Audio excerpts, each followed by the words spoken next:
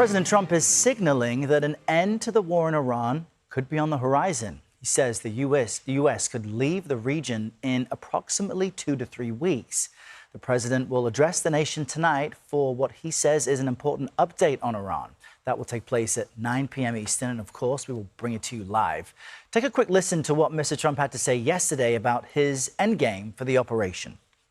Now, regime change was not one of the things I had as a goal. I had one goal. They will have no nuclear weapon. And that goal has been attained. They will not have nuclear weapons. But we're finishing the job. And I think within maybe 2 weeks, maybe a couple of days longer to do the job. The president also says it will be up to other nations to get their oil from the Strait of Hormuz. In a phone call with Wi Zhejiang yesterday, he said, quote, "If they want oil, come up and grab it. I'm not a gatekeeper for them. They weren't there for us." In an interview with the British outlet The Telegraph, President Trump said he's strongly considering pulling the U.S. out of NATO after allies there declined to help secure the waterway. He called the alliance a paper tiger.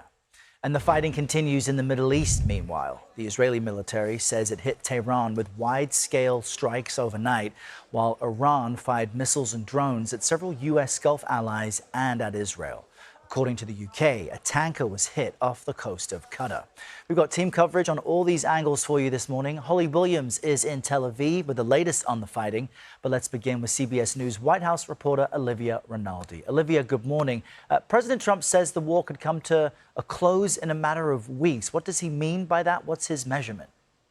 Well, good morning to you, Errol. Yes, yesterday, President Trump said 2 to 3 weeks for the end to the war in Iran. He says that the U.S. has been meeting its military objectives, and the primary objective was to make sure that Iran never has a nuclear weapon. The president says the U.S. is now finishing the job inside of Iran. He also added that many parts of Iran's military, including their Navy and their Air Force, have been decimated in the air raid campaign that the U.S. and Israel have been carrying out over the skies of Iran. But as you know, and as we have talked about, the U.S. is also pursuing a diplomatic option as these strikes have continued to ramp up in Iran. However, now President Trump is saying he doesn't think he needs a deal in order to end the war. Take a listen to what he told reporters yesterday in the Oval Office.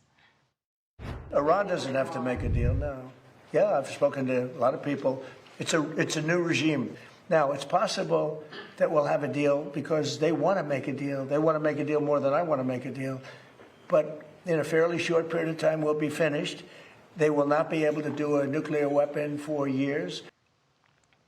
Now, the president also said there could be a deal between Washington and Tehran, but added that it doesn't matter whether or not Iran comes to the table or not, because he feels that the military objectives have been met and that the U.S. is ready to end this war. This comes as gas prices at home are hitting new highs, fresh highs of $4 across the nation. And we know tonight the president is going to address the nation at 9 p.m. on this very topic. All right, there it is, $4.06 today and $4.02 yesterday, the price of an average gallon. Olivia, thank you, joining us from Washington. Let's jump now to the Middle East. CBS News senior foreign correspondent Holly Williams is in Tel Aviv, continuing her reporting there. Holly, as you just heard, the president is hinting this war with Iran could end in weeks. But from your vantage point, is there any sign this morning that the fighting is easing at all? Not at all, Errol. In fact, the sirens rang out multiple times here in Tel Aviv this morning. We were in the bomb shelter, I think, 4 times.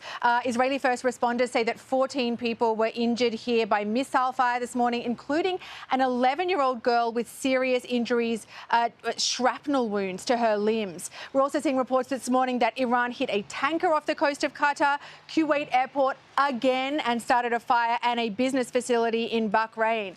Also late yesterday, Israel's military said that it had launched a wave of strikes over 24 hours targeting 20 Iranian weapons production and research sites. So there's lots of talk about ending the war, Errol, but we're certainly not seeing it yet here on the ground in the Middle East. And so considering all of that, Holly, I mean, the president seems to be hinting that the U.S. would just walk away from what's happening in the Strait of Hormuz and allow the rest of the fighting to continue, I would imagine. From what you can tell, where could things go from here?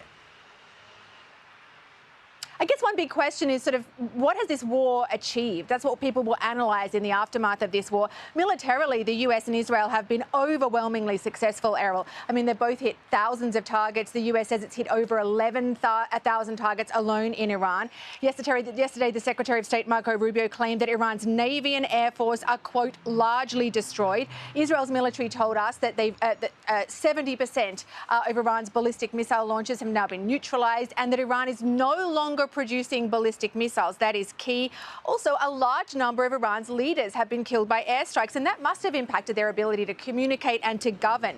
But on the other hand, Iran has shown that it has a powerful economic card to play by paralysing traffic, shipping traffic through the Strait of Hormuz and sending energy prices soaring. It also, by the way, gives it a very powerful bargaining position. And despite the fact that President Trump has suggested that regime change has happened in Iran, it's still an Islamic republic with the same ideology. Also, it's thought the Iranians still have around 1,000 pounds of uranium enriched to 60% and the knowledge to restart their nuclear program. So, the war has undoubtedly set Iran back. But in terms of its capabilities and its ideology, the long-term impact, I think, of this war is not so clear-cut. Important fact checks there. Holly Williams in Tel Aviv for us. Thank you, Holly.